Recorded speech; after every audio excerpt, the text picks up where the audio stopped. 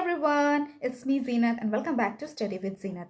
आज हम सब कवर करने वाले हैं क्लास 8 की बुक हनी ड्यू से 7 चैप्टर जिसका नाम है अ विजिट टू कैम्ब्रिज। इस कहानी को लिखा है फिरदौस कंगा ने। इस कहानी को फिरदौस कंगा ने लिखा है और इस कहानी में हम जानेंगे कि फिरदौस कंगा जब कैम्ब्रिज यूनिवर्सिटी पढ़ने के लिए गए तो वहाँ पे स्टीफन हॉकिन से मिले और उसी के बारे में ये स्टोरी शेयर करने वाले हैं। ठीक है, आइए देखते हैं। Before you read, this is the story of meeting between two extraordinary people, both of them disabled और differently abled as we now say. तो डिसेबल्ड का मतलब होता है कोई भी इंसान जो है कोई कार्य करने में सक्षम नहीं होता है, जैसे कि कोई उसका एक बॉडी पार्ट जो है काम नहीं करता है अच्छे से, जैसे हमारे हाथ काम नहीं कर रहे हैं या फिर हमारे पैर काम नहीं कर रहे हैं या फिर आंखों से हम देख नहीं पाते हैं या फिर कोई सुन नहीं पाता है ना, तो वो डिसेबल्ड में आता है। तो डिसेबल्ड कहने में अच्छा नहीं लगता है कि एक क्वालिटी उसमें कमी है, तो इससे अच्छा है बेहतर है कि बोलेंगे डिफरेंटली एबल्ड, मतलब वो किसी और कार्य करने में वो ज़्यादा सक्षम है। ठीक है, तो किसी को भी हम डिसेबल्ड नहीं बोलेंगे, इसका अच्छा वर्ड हम डिफरेंटली एबल्ड बोलेंगे कि वो किसी और कार्य को करने में सक्षम हो जाता है। ठीक है, तो हम इसी दो व्यक्ति के बारे में इस कहानी में पढ़ने वाले हैं, एक फिरदौस कंगा और एक स्टीफन हॉकिन। देखते हैं। Stephen Hawking is one of the greatest scientist of our time.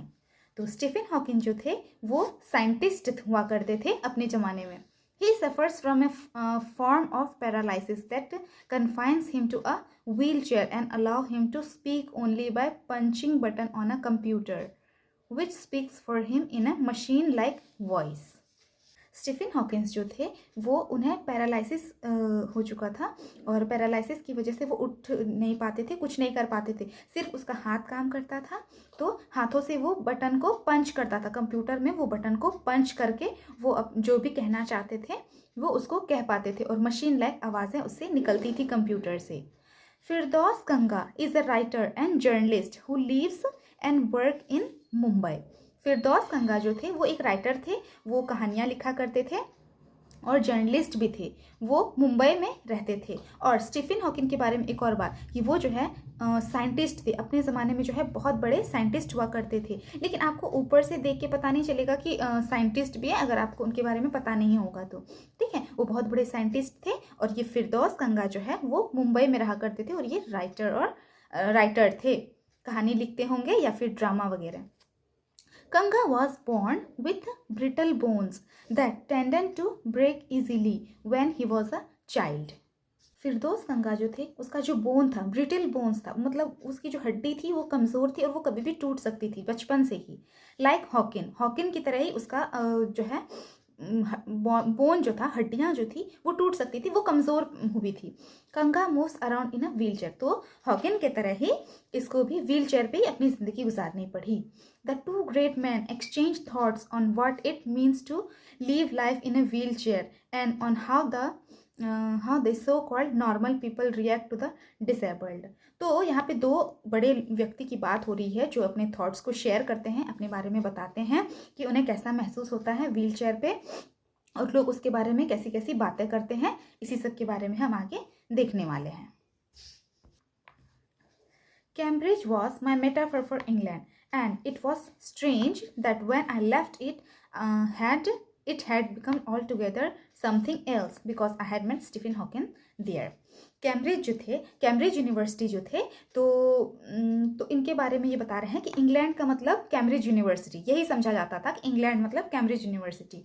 तो लेकिन जब वहाँ से वो लोग फिरदौस जो है वापस आने लगे तो इनका पर्सपेक्टिव जो है, इनकी सोच जो है पूरी की पूरी तरह से बदल चुकी थी, क्योंकि वो किन से मिले थे, स्टीफन हॉकिन से वो मिले थे वहाँ पे।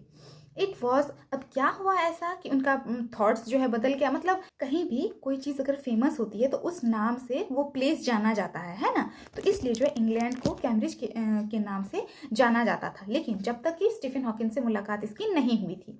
अब आगे देखते हैं। It was one of walking tour through Cambridge that the guide mentioned Stephen Hawking, poor man who is quite disabled now, though he is a worthy successor to Isaac Newton, whose chair he has at the university.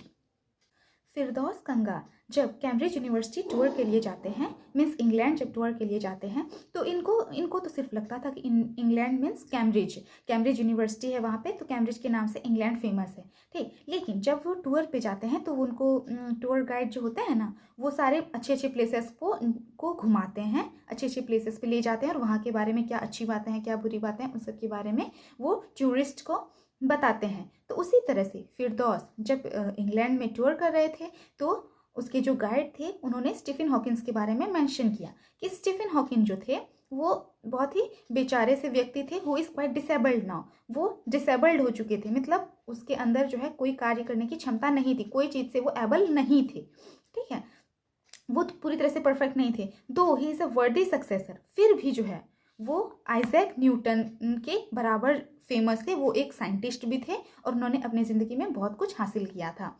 Whose chair he has at the university, और उस university में उसके नाम का भी chair अभी तक है, उसका भी एक सीट है।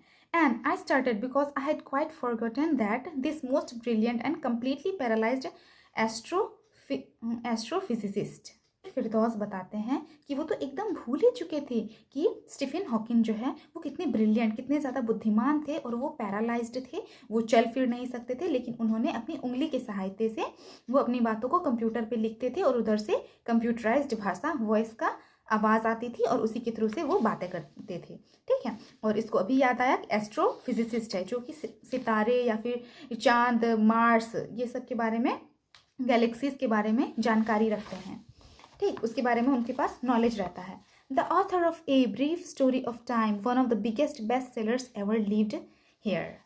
तो स्टीफन हॉकिंग जो थे वो पैरालाइज्ड होने के बावजूद उन्होंने एक बुक लिखा था, a brief history of time. उस जमाने में ये बुक सबसे ज़्यादा चली थी, a brief history of time.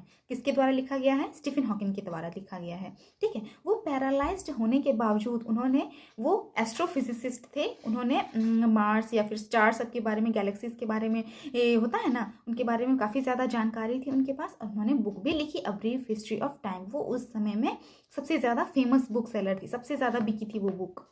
When the walking tour was done, I rushed to a phone booth and almost tearing the cord so it could reach me outside, phoned Stephen Hawkins' house. और जैसे ही फिरदौस का tour ख़त्म हो जाता है England का, तो वैसे ही वो दौड़े भागे से जाते हैं और फ़ोन बूथ, जब हमारे पास फ़ोन नहीं हुआ करता था ना, तो फ़ोन बूथ रहता था, वहाँ पे हम कॉइन डालते थे और किसी से भी हम बातें कर सकते थे, ठीक है। तो वो दौड़े भागे से जाते हैं, उसे रहा ही नहीं जा रहा था, उसने कॉल घुमाया स्टीफन हॉकिंस के घर पे, ठीक है। There was his assistant on the line and I told him I had come in a wheelchair from India, perhaps he thought I had propelled myself all the way to write about my travel in Britain. तो वो जो है जैसे ही phone booth पे गए तो actually वो भी पैरालाइज्ड ही थे, तो उन्होंने फ़ोन का जो वो रहता है ना, तो फ़ोन पकड़ नहीं पा रहे थे, तो तार को खींच के उन्होंने बाहर लाया और ताकि वो फ़ोन पे बात कर सके। तो जैसे ही उन्होंने फ़ोन मिलाया तो असिस्टेंट उनके उठाए, तो असिस्टेंट को ये फिरदौस बोले कि मैं इंडिया से आया हूँ और मैं भी पैरालाइज्ड हूँ, मैं भी व्हील चेयर पे हूँ। फिरदौस ने ये भी बताया कि वो अपने बुक में इसके बारे में बताना चाहते हैं, लिखना चाहते हैं कि ट्रेवल्स इन ब्रिटेन, ब्रिटेन में जो वो ट्रैवल कर रहे हैं तो उसके बारे में, स्टीफन हॉकिंग के बारे में भी वो लिखना चाहते हैं, इसलिए उसको मिलना था। तो उन्होंने असिस्टेंट को कॉल किया और उनके बारे में, अपने बारे में बताया कि मैं इंडिया से आया हूँ और मैं आपके बारे में जानना चाहता हूँ ताकि मैं अपने ट्रैवल बुक में ब्रिटेन के बारे में लिख सकूँ। I had to see Professor Hawking. Even 10 minutes would do half an hour, he said, from 3:30 to 4. ठीक है, तो उसके असिस्टेंट ने उधर से जवाब दिया, तो ये बोलने लगी कि कम से कम हमको 10-5 मिनट के लिए भी हमको उनसे बात करा दीजिए, हमको उनसे बातें करनी है। तो उसके असिस्टेंट बोल रहे कि 10 मिनट क्यों, आप आधे घंटे ले लो, फ्रॉम 3:30, तो 3:30 बजे से 4 बजे का टाइम दिए कि उस समय में आप आ जाइए और स्टीफन हॉकिंग से बातें कर लीजिए। And suddenly I felt weak all over. Growing up disabled, you get fed up with people asking you to be brave, as if you have a courage account on which you are too lazy to draw a check. और अचानक से जो है मैं बहुत ज़्यादा weak feel करने लगता हूँ, ग्रोइंग अप डिसेबल्ड। और जैसे जैसे वो बड़ा होता है ना, डिसेबल्ड लोग जैसे ही बड़े बड़े होते हैं या फिर वो रहते हैं, तो लोग जो है हमेशा कोई भी आएगा जाएगा तो उसको हमेशा पूछते रहते हैं कि हिम्मत रखो, तुम बहुत बहादुर हो, तुम कर लोगे। मतलब सब कोई फालतू का सांत्वना देने लगते, उनको पता है कि वो कर लेंगे, वो बहुत बहादुर है, ठीक है। लेकिन सब कोई आते जाते जो है उसको महानता वाला ज्ञान ज्ञान बांट के चले जाते हैं कि तुम कर सकते हो, तुम बहुत महान हो। और ये सब सुन सुन के जो है उसके अंदर इतना करेज आ गया था, लग रहा था कि अकाउंट फुल हो गया है उसका, जो है इतना ज़्यादा ब्रेव महानता वाली भाषण वो सुन चुका था, लग रहा था उसका अकाउंट फुल हो चुका है। लेकिन वो इतना लेजी, इतना आलसी है कि वो एक चेक तक नहीं ये निकलवा पा रहा है, ठीक है। The only thing that makes you stronger is seeing somebody like you. ये जो है किसी को भी कहते हैं ना कि हम तब तक उतना बड़ा काम नहीं कर पाते हैं जब तक कि हम किसी सामने वाले को देखते नहीं हैं। सामने वाला एबल नहीं है लेकिन फिर भी वो कितना कुछ अचीव कर चुका है। जब ये स्टीफन हॉकिंस के बारे में बात कर रहे हैं कि उसके पास कुछ नहीं था, ठीक है, वो डिफरेंटली एबल्ड थे, वो एक्चुअली वो हेड भी मूव नहीं कर पाते थे, वो सिर्फ उंगलियों को दबा पाते थे, फिर भी वो कितने बड़े साइंटिस्ट थे। और उन्होंने एक बुक भी लिखी जो कि उस समय में काफ़ी ज़्यादा चली थी, ठीक है। तो सिर्फ यही चीज़ उसको करेज दिला सकती है, महानता के बारे में पाठ पढ़ा, मतलब कि वही चीज़ उसको स्ट्रॉन्ग फील करा सकती है कि आपसे ज़्यादा वो पैरालाइज्ड है, लेकिन वो इतना ज़्यादा काम कर चुका है, इतना ज़्यादा महान काम कर चुका है, अचीविंग समथिंग ह्यूज। और उन्होंने कितना सारा चीज़ अचीव किया है, उन्होंने बुक्स भी लिखी, वो इतने बड़े साइंटिस्ट भी थे, कितने मेहनती होंगे, इमेजिन कर सकते हो आप। Then you know how much is possible and you reach out further than you ever thought you could. और जब तक हम आगे वाले को, सामने वाले को ज़्यादा करते नहीं देखते, तब तक हमारे अंदर में स्ट्रांगनेस वाली फीलिंग नहीं आती है। अब देखो, इनको हमें अपने बारे में पता नहीं चल पाता कि हम क्या कर सकते हैं, ठीक। लेकिन इसी चीज़ को जब हम देखते हैं सामने वाला कि किसी गरीब का बेटा जो उसके पास खाने को कुछ नहीं था, उसके पापा रिक्शा चलाते थे, या फिर बहुत ही लो टाइप के डिवीज़न लोग के का बेटा जब कुछ कर जाता है ना, तो आता है ना कि इन्होंने कितना मेहनत किया, कर लिया, क्योंकि उसके पास लिटरली खाने के नहीं रहते हैं, पढ़ने का प्लेस नहीं रहता है, वो लाइब्रेरी नहीं जा सकता पैसे की वजह से, उसके पास प्रॉपर बुक्स भी नहीं रहती हैं, फिर भी वो अचीव करता है अपनी डेडिकेशन की वजह से, ठीक है। आप अगर ठान लोगे तो आप कुछ भी कर सकते हो, लेकिन आप ठानोगे ही नहीं। जब तक आप अपने से छोटे, अपने से कम एबल्ड वाले लोगों को ज़्यादा कुछ अचीव करते नहीं देखोगे, तब तक आप वो वाली स्ट्रांगनेस वाली फीलिंग को फील नहीं कर पाओगे, ठीक है। तो यही बात, कितनी अच्छी बात कही है इन्होंने कि the only thing that makes you stronger is seeing somebody like you. तो स्टीफन हॉकिंस को देख के जो है ना, इसको बहुत ज़्यादा स्ट्रॉन्ग वाली फीलिंग याद आई, अचीविंग समथिंग ह्यूज, जो आपसे बहुत ज़्यादा बहुत ज़्यादा कुछ पा चुका है और सक्सेस पा चुका है। I have not been brave, said his disembodied computer voice the next afternoon. I've had no choice. जैसे कि जब आप कुछ अचीव कर रहे हो, ठीक, और सामने वाला सेम आप ही की तरह है, लेकिन वो आपसे 10 गुना ज़्यादा अचीव कर चुका है, 15 गुना ज़्यादा अचीव कर चुका है, मतलब वो काफ़ी ज़्यादा सक्सेसफुल हो चुका है, तब आपको फील होगा कि यहीं पे आपकी रीच नहीं थी, आप यहीं तक पॉसिबल नहीं था। आपको लगता है ना कि हम यहीं तक पढ़ सकते हैं, ठीक है, लेकिन जब आप सेम क्लास के बच्चे को देखोगे कि वो कहाँ से कहाँ चला गया, तब आपको फील होता है नहीं, मेरी एबिलिटी ये है कि मैं इससे ज़्यादा कर सकता हूँ, तब आप वहाँ पर पढ़ाई स्टार्ट करते हो। तो आप सबको भी ऐसे ही पढ़ाई करते रहना है, कभी भी बीच में छोड़ना नहीं है और कभी भी हार नहीं माननी है। आप बहुत कुछ कर सकते हो, ठीक है। आपके जैसे स्टूडेंट ही आईपीएस ऑफिसर भी बनते हैं और आपके जैसे स्टूडेंट ही चोर वगैरह भी बनते हैं, ठीक। तो फैसला आपके हाथों में है कि आप क्या कर सकते हो। आप कुछ भी कर सकते हो ज़िंदगी में, सिर्फ अपना फोकस लगा के, गोल लगा के आप लोग पढ़ाई करना और अपने गोल को हासिल करना, ठीक है। और तब जब इन्होंने सवाल किया स्टीफन से, तो उन्होंने कहा कि मैं इतना भी बहादुर नहीं हूँ। said his disembodied computer was the next afternoon I have no choice, ठीक है। जब दूसरे दिन 3:30 बजे का उनको वक्त मिला था बात करने का, तो उन्होंने उसी कंप्यूटर पे उंगली से फिंगर से टाइप करके उन्होंने बताया, तब कंप्यूटर वाली वॉइस आई कि मेरे पास कोई चारा नहीं था, इसलिए मैं बहादुर बना। तो श्योरली आई वांटेड टू से living creatively with the reality of his disintegrating body was a choice, but I keep quiet because I felt guilty every time I spoke to him, forcing him to respond. तो author जो है फिरदौस कहना चाह रहे थे कि आपने आपकी ही तो ये चॉइस, फिरदौस कहना चाह रहे थे कि आपकी ही तो ये चॉइस थी, आप व्हील चेयर पर हो के भी इतना कुछ अचीव कर चुके हैं अपनी क्रिएटिव वे में, अपने नए नए तरीके की वजह से आप इतने ज़्यादा सक्सीड कर चुके हैं, ये आप ही की तो चॉइस थी। लेकिन ये नहीं बोलता है फिरदौस, कुछ भी उसको नहीं बोलता है, क्योंकि इसको फील, ये चुप हो जाता है क्योंकि इसको फील हो रहा था कि मैं बार बार इससे सवाल पूछ रहा हूँ और इनको इतना ज़्यादा बटन दबा के टाइप करने के लिए मेहनत करना पड़ रहा है, इसीलिए ये चुप ही रहता है। There he was, tapping at the little switch in his hand, trying to find the words on his computer with the only bit of movement left to him. His long, pale fingers, every so often, his eyes would shut in frustrated exhaustion. और फिरदौस देखते हैं कि जैसे ही वो सवाल पूछता है तो वो स्टीफन जो है अपने फिंगर से टैप करता है, बटन को टैप करता है, स्विच करता है और कंप्यूटर का जो वो बटन सब रहता है, find the words on his computer, और कंप्यूटर पे अपना बटन को ढूंढने लगता है। और ओनली बिट ऑफ मूवमेंट, मतलब सिर्फ उसका जो है बॉडी भी नहीं हिल पा रहा है, सिर्फ उसकी आंखें हिल रही है और उसका हाथ थोड़ा सा हिल रहा है। इमेजिन करो कि आपको ऐसे बंद कर दिया जाए 4-5 दिनों के लिए कि आप कुछ नहीं हिल पाओगे, सिर्फ हाथें हिला पाओगे और सिर्फ आँख हिला पाओगे, तो आपको कैसा फील होगा? बहुत ज़्यादा बुरा फील होगा, ठीक है, सोच के डर लगेगा आपको। तो ये सिर्फ हाथ का मूवमेंट कर रहे थे, बटन दबा रहे थे, फिर कंप्यूटर का जो बटन है उसको दबा रहे थे और कंप्यूटर वाला वॉइस में आवाज़ आ रहा था। Movement left him, his long pale fingers, कभी कभी तो उसका फिंगर सब जो है ना, लगता था कि एकदम फ्रस्ट्रेशन, मतलब चिड़चिड़ापन आ जाता है कि मैं ये कर भी नहीं पा रहा हूँ, ये बटन दबा भी नहीं पा रहा हूँ, और आंखें वो बंद कर लेते थे फ्रस्ट्रेशन की वजह से, गुस्से की वजह से। And sitting opposite him I could feel his anguish, the mind beyond with thoughts. They came out in frozen phrases and sentences stiff as corpses.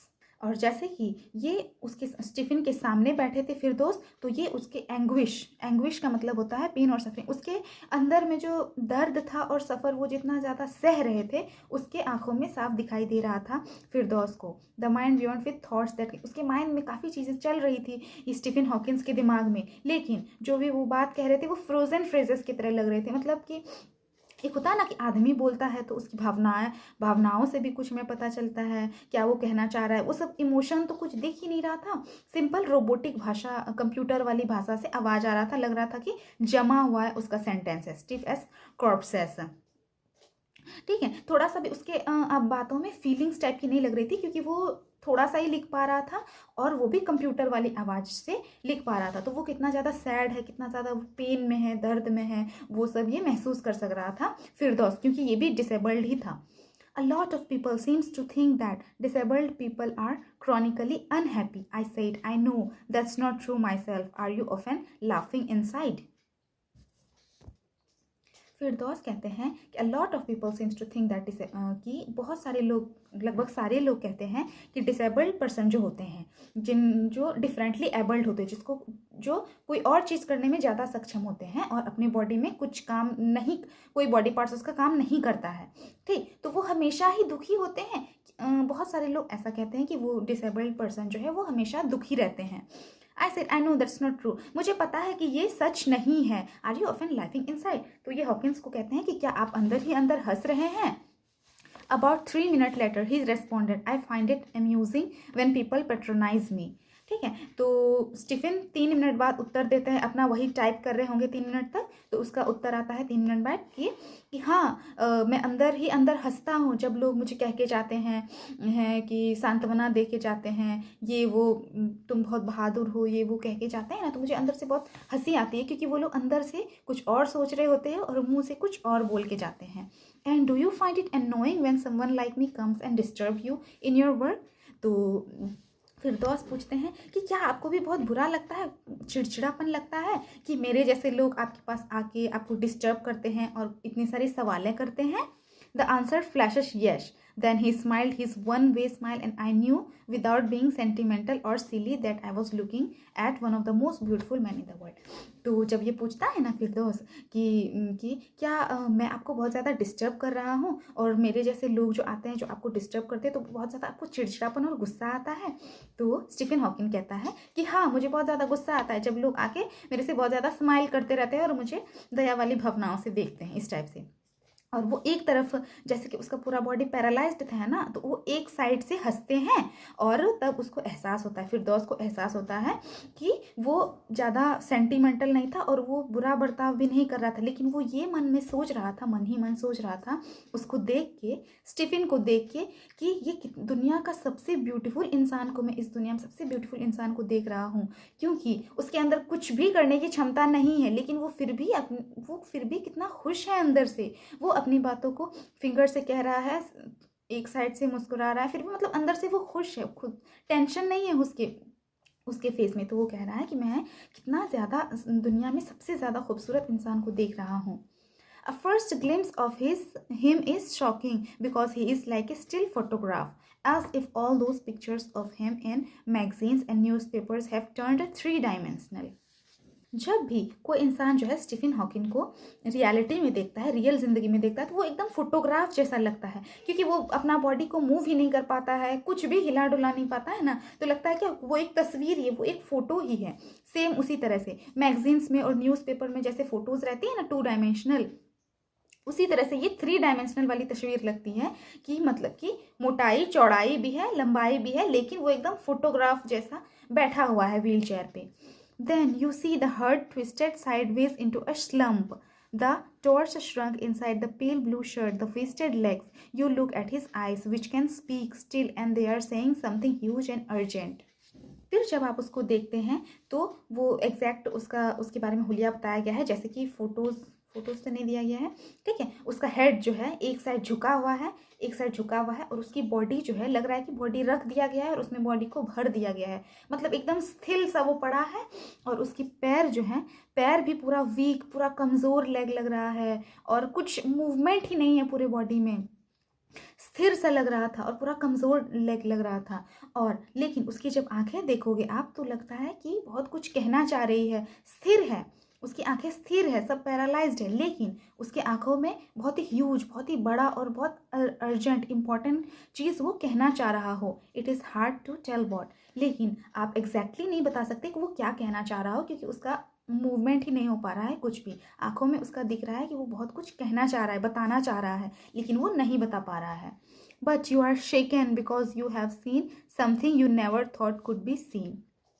लेकिन जब आप उसको देखते हो तो आपकी जो शरीर है वो थरथरा जाती है, शेक करने लगती है, क्योंकि आप ऐसी चीज़ को देख रहे हो जैसे कि कुड बी सीन, थॉट आपने कभी सोचा भी नहीं होगा कि आप इनको देखोगे। You have seen something you never thought that could be scene. आप ऐसी चीज़ों को देख रहे होते हो जो कि आपने कभी सोचा भी नहीं होगा कि मैं ऐसे व्यक्ति को भी देखूंगा। जैसे कि वो पैरालाइज्ड है, लेकिन वो कितने ज़्यादा फेमस है, उन्होंने बुक लिखी, वो अपनी बातों को बता देते हैं, फिंगर से पैरालाइज्ड है फिर भी वो अपने सारे काम को कर रहे हैं, वो कितना सक्सेसफुल इंसान है, ठीक है। बहुत ज़्यादा सीखने को मिलती है हमें ऐसे लोगों से। Before you like a lantern whose walls are worn so thin you glimpse only the light inside in the incandescence of a man। यहाँ पे एक लैंटर्न का उदाहरण देके बताया है कि एक लैंटर्न जो होता है वो बाहर से कितना गंदा और भद्दा दिखता है, लेकिन आप लैंटर्न के बाहरी हिस्से को नहीं देखते हो। लैंटर्न में जो आग जल रही होती है, वो मोमबत्ती, अंदर में जो लाइट जल रही होती है, आप सिर्फ उसको देखते हो और बाहरी परत को नहीं देखते हो। उसी तरह से स्टीफन हॉकिंस को भी जब भी लोग देखने आते थे, मिलने आते थे, तो उसके बाहरी आउटर अपीयरेंस को नहीं देखते थे, उसके अंदर की जो लाइट होती है और लाइट ग्लो और लाइट है, उन्होंने कितना ज़्यादा अचीव किया है उसके बारे में स्टोरीज सुनते हो, उसके बारे में जानते हो, तो उसके बाहरी अपीयरेंस को नहीं देखते हो और उसके अंदर के इनोसेंस और उसके अंदर के लाइट को देखते हो। The body almost irrelevant exist only like a case made of shadow so that I no believer in eternal souls know that this is what each of us is, everything else an ancestry।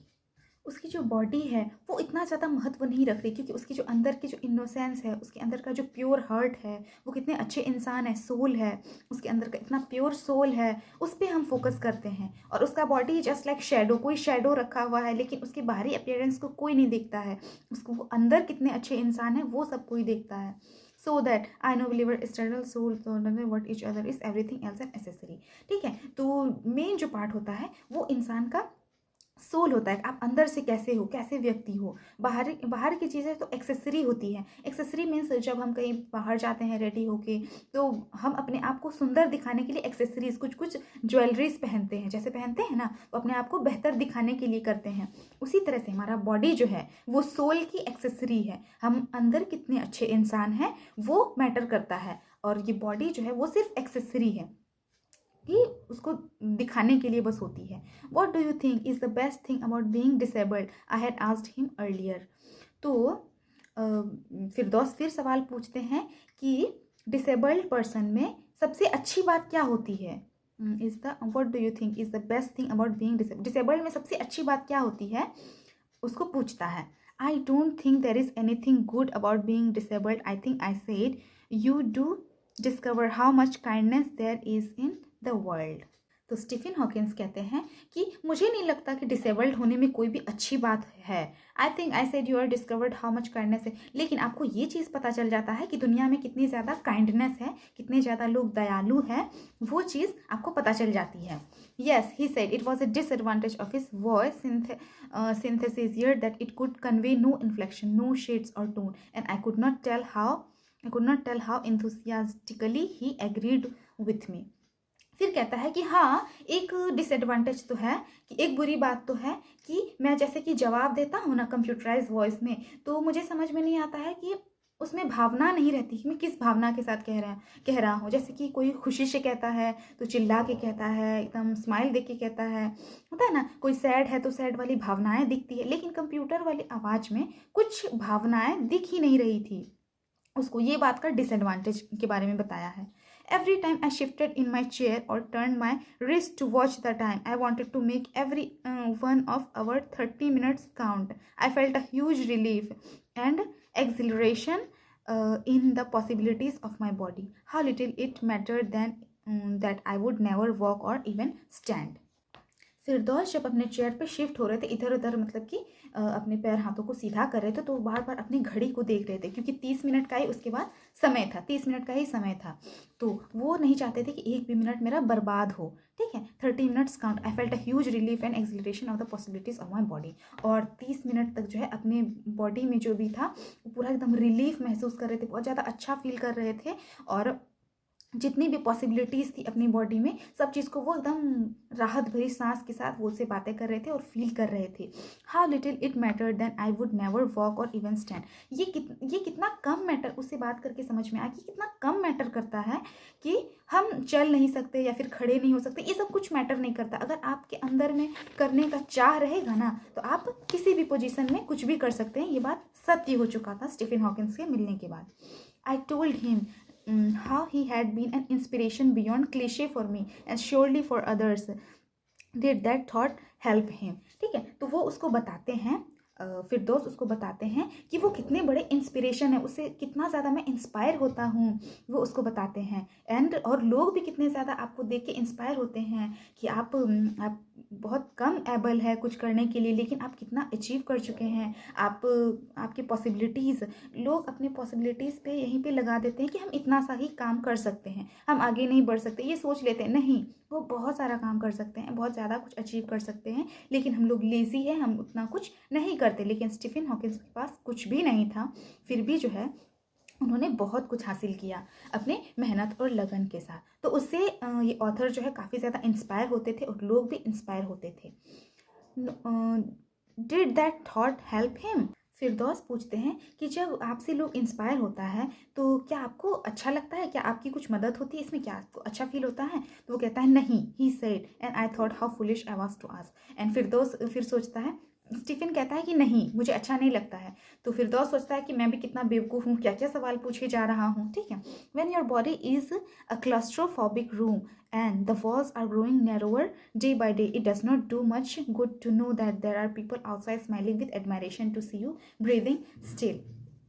तो Stephen कह रहे हैं कि जब आपका body जो है claustrophobic है, मतलब ज़्यादा हिल डुल नहीं पा रहा है, कुछ करने में सक्षम नहीं है, एक रूम में बंद है, और धीरे धीरे आपको समझ में आता है कि दीवार छोटी होती जा रही है और आप वहीं के वहीं पड़े हुए हो, और वो दीवार छोटी होती जा रही है, मतलब सिकुड़ता जा रहा है। तो it does not do much good to know that. तो इससे कुछ फ़र्क नहीं पड़ता है कि बाहर के लोग बाहर में मुझ पे हंस रहे हैं या बातें बना रहे हैं या इंस्पायर हो रहे हैं, कि ये देख के इंस्पायर हो रहे हैं कि आप अभी तक ज़िंदा है, ये अभी तक ज़िंदा है और इतना बड़ा काम कर रहे हैं। इससे कुछ फ़र्क नहीं पड़ता, क्योंकि आप तो स्टिल वहीं के वहीं हो ना। आपकी दीवार लग रहा, एक ही जगह इमेजिन करो, आप एक ही जगह हो, एक ही जगह पड़े हुए हो, कुछ नहीं कर पा रहे हो, तो आपको बहुत ज़्यादा बुरा फील होगा। इससे फिर कोई फ़र्क नहीं पड़ता है कि बाहर में आपसे लोग इंस्पायर हो रहे हैं, आपसे लोग सीख रहे हैं, लोग कुछ भी, तो इससे फ़र्क नहीं पड़ता है, क्योंकि आप खुद कुछ नहीं कर पा रहे हो, बाहर घूम फिर नहीं पा रहे हो, कुछ भी मन में अच्छा फील नहीं होता है। Is there any advice you can give disabled people, something that might help make life better? तो फिरदौस फिर एक सवाल पूछता है कि क्या आप कोई एडवाइस, क्या आप कोई सलाह देना चाहेंगे डिसेबल्ड पर्सन को, कि उसकी लाइफ थोड़ी सी आसान हो जाए? क्या आप कोई सलाह देना चाहेंगे? They should concentrate on what they are good at. I think things like the disabled Olympics are a waste of time. तो स्टीफेंस उत्तर देते हैं कि इंसान को वही करना चाहिए जिसमें वो बेहतर है, जिसमें वो अच्छा हो, मीन्स उसको करने में मन लगे। आई थिंक लाइक ऐसा नहीं करना चाहिए हमको कि देखा देखी करना चाहिए कि लोग ओलंपिक्स में जा रहे हैं तो हम भी ओलंपिक्स में जाएंगे, ओलंपिक्स भी मना है, लोग जा रहे हैं तो हम भी जाएंगे, ऐसा नहीं करना चाहिए। लोग जिस काम में बेहतर है, जिस काम में उनको करने में मन लग रहा है, इंसान को वही काम चूज करना चाहिए। I know what you mean. I remembered the years I would spend trying to play a Spanish guitar considerably larger than I was, and how gleefully I had understringed it one night. तो वो कहता है कि हाँ मैं समझ सकता हूँ, फिर दोस्त कहता है कि हाँ मैं समझ सकता हूँ, और फिर उसे याद आता है कि कुछ साल पहले जो है उन्होंने स्पेनिश गिटार खरीदा था, और गिटार कंसिडरेबली लार्जर, और वो काफ़ी ज़्यादा बड़ा था, और उसने खूब ज़्यादा प्ले किया था, उसको खूब बजाने का ट्राई किया था, लेकिन उससे वो बज ही नहीं रहा था, क्योंकि शायद उसको ज़्यादा खास इंटरेस्ट नहीं था उसमें गिटार बजाने में। तो जब उन्होंने गिटार बजाने के बजाय, जब उससे नहीं सीखा गया, तो वो गिटार के सारे स्ट्रिंग को निकाल देता है। 6 स्ट्रिंग होते हैं गिटार में, तो 6 वो स्ट्रिंग को निकाल देता है उसी रात में। तब उसको बहुत ज़्यादा रिलीफ मिलता है, राहत वाला सांस मिलता है, क्योंकि वो उसके लिए बना ही नहीं था, उसको इंटरेस्ट ही नहीं था गिटार बजाने में, और वो वही काम कर रहा था। तो इसलिए ऑथर का कहना है, आई मीन स्टीफन का कहना है कि आपको वही काम करना चाहिए जिसमें कि आप बेहतर हो, या फिर उसको काम करने में आपको मन लगे। The half hour was up. I think I would annoyed you enough. I said grinning. Thank you for. तो फिरदौस कहने लगते हैं कि ठीक है, आधा घंटा कंप्लीट हो गया है, मैंने आपको बहुत परेशान किया, थैंक यू मुझे इतना ज़्यादा बताने के लिए और मुझे वक्त देने के लिए। Stay awaited, have some tea, I can show you the garden. तो स्टीफन कहते हैं कि रुक जाओ, चाय पी लो और मैं तुम्हें गार्डन दिखाता हूँ। The garden was a big ass park, but Stephen Hawking covered every inch, rumbling along in his motorized wheelchair while I dodged to keep out of the way. फिरदौस जो है बहुत ज़्यादा खुश हो जाते हैं, क्योंकि ये उनको मिलने के लिए सिर्फ 10 मिनट की मांग की थी, लेकिन इसको आधा घंटा मिल गया। ये बहुत ज़्यादा खुश थे स्टीफन से बात करके आधे घंटे। लेकिन जब ये आधे घंटे कंप्लीट होने के बाद जाने लगते हैं, तो स्टीफन कहते हैं कि रुक जाओ, थोड़ा सा इंतज़ार कर लो, चाय वाय पी लो, तब जाना, मैं तुम्हें गार्डन भी दिखा देता हूँ। तो गार्डन जब वो जाता है, तो वो गार्डन, उसका स्टीफन का गार्डन इतना बड़ा था, जस्ट लाइक पब्लिक पार्क नहीं होता है, उतना बड़ा था इसका गार्डन। तो स्टीफन जो है उसको गार्डन दिखाने लगता है, और ऐसा नहीं है कि जल्दी जल्दी दिखा दिया, कि इधर दिखा दिया चलो हो गया, नहीं। उसका जो एक एक इंच था, एक एक कोना था गार्डन का, वो सब उसको पेशेंटली दिखा रहा था और उससे बातें किए जा रहा था। तो उसका जो स्टीफन का जो व्हील चेयर था, डेफिनेटली स्टीफन का बॉडी तो काम नहीं कर रहा था, तो वो व्हील चेयर को कैसे घुमाता, इस वजह से उसका व्हील चेयर मोटर से चलता था, तो उससे कुछ आवाज़ें भी आ रही थी मोटर टाइप की। तो फिरदौस जो थे वो बार बार ये कोशिश कर रहे थे कि उसके व्हीलचेयर के आगे वो ना आ जाए, वो साइड साइड हट रहा था और उसको रास्ता दे रहा था। We could not talk very much. The sun made him silent, the letters on his screen disappearing in the glare. यहाँ पे ऑथर ऐसा क्यों बोले कि सन ने उसके बातों को बंद कर दिया, मीन्स उन्होंने ज़्यादा, यहाँ पे कह रहे हैं कि उन्होंने ज़्यादा बातें नहीं की थी, सूरज की वजह से जो है वो चुप हो गए थे। और सूरज की वजह से कैसे चुप हो सकता है, इसका मतलब ये था कि उनके आगे जो कंप्यूटर था, जो वो टाइप करते, जो वो बोलना चाह रहे थे, तो वो टाइप करते थे कंप्यूटर में, तो सूरज की तेज़ रोशनी की वजह से स्क्रीन पे कुछ दिखाई नहीं दे रहा था, इसलिए वो लिख नहीं पा रहे थे। जैसे कि हम भी अपने फ़ोन का ब्राइटनेस जब हाई कर देते हैं तो दिखाई नहीं देने लगता है ना, आँख में लगने लगता है, उसी टाइप से सूरज की किरणों की वजह से उसका कंप्यूटर पे जो है रिफ्लेक्शन आ रहा था और उसमें वो टाइप नहीं कर पा रहे थे। An hour later, we were ready to leave. I did not know what to do. I could not kiss him or cry. तो 1 घंटे लगभग उन्होंने पार्क में बिताया और उसके बाद जब जाने का समय आ गया तो उसको समझ नहीं आ रहा था कि मैं करूँ तो करूँ क्या, ना तो मैं इसको किस कर सकता हूँ और ना ही मैं इसको पकड़ के रो सकता हूँ. I touched his shoulder and wheeled out into the summer evening. तो मैंने उसके कंधे पे हाथ रखा और फिर वहाँ से जाने लगा. I looked back and I knew he was waving, though he was not.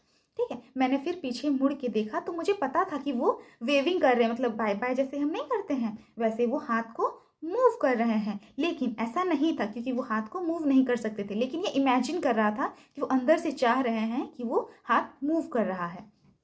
Watching him an embodiment of my bravest self, the one I was moving towards. तो उसको देखने के बाद जो मेरे अंदर का जो वो सेल है, वो सबसे जो ब्रेव, सबसे ज़्यादा महान सेल है, ठीक, कोशिका है, उसकी तरफ मैं बढ़ता जा रहा था. मीन्स मैं जितना लेजी था, मैं जितना अपने आप को समझ रखा था कि मैं कुछ नहीं कर पाऊंगा, ठीक है, तो ये सब तोड़ते हुए मैंने इतने महान व्यक्ति के मिलने के बाद जो है मैं अपने सबसे ज़्यादा ब्रेवेस्ट सेल की तरफ मूव कर रहा था. मीन्स मैं अभी बहुत कुछ अचीव करना मेरे अंदर बाकी है. The one I had believed in for so many years alone, I knew that my journey was over for now. तो मेरी जर्नी यहाँ पे ख़त्म हो जाती है. इसका मतलब ये नहीं है कि मेरी लाइफ की जर्नी ख़त्म हो जाती है. मेरी जो ये लेज़ी वाली जो जर्नी है, जहाँ मुझे लगता था कि मैं कुछ नहीं कर सकता, मैं इतना सा ही कर सकता हूँ, लिमिट वाली ज़िंदगी जो है यहीं पे ख़त्म हो जाती है. और इसके बाद जो है नई ज़िंदगी स्टार्ट करेंगे हम और उसमें हम बहुत अच्छे से काम करेंगे. तो यहाँ पे हमारी कहानी कंप्लीट हो जाती है. आई होप आप सबको पसंद आया होगा और इन 2 महान व्यक्तियों के बारे में आपको कैसा लगा आप कमेंट करके ज़रूर बताना. और अपने आप को भी कभी भी कम नहीं समझना है और आप जितना कुछ अचीव कर सकते हैं डेफिनेटली आप उससे कई ज़्यादा अचीव कर सकते हैं. इसीलिए कभी अपने आप को लिमिट नहीं लगाना है कि मेरे पास ये चीज़ें नहीं हैं, वो चीज़ें नहीं है तो मैं ये नहीं कर पा रहा हूँ, वो नहीं कर पा रहा हूँ. ऐसा नहीं करना है. आपके पास जितनी सी चीज़ें हैं ना, उसी में उससे भी कम चीज़ों में लोग अपना गुजारा कर रहे हैं और बड़े बड़े एग्ज़ाम्स को क्वालिफाई कर रहे हैं. तो आप सब भी अच्छे से पढ़ाई करना मेरे बच्चों, प्यारे प्यारे बच्चों, ठीक है. तो आई होप आप सबको पसंद आया होगा ये कहानी. तो अगर पसंद आया है तो do like share and subscribe to my channel. मिलते हैं अगले वीडियो में, तब तक के लिए बाय बाय. एक ही चैप्टर बची है अब इस किताब में.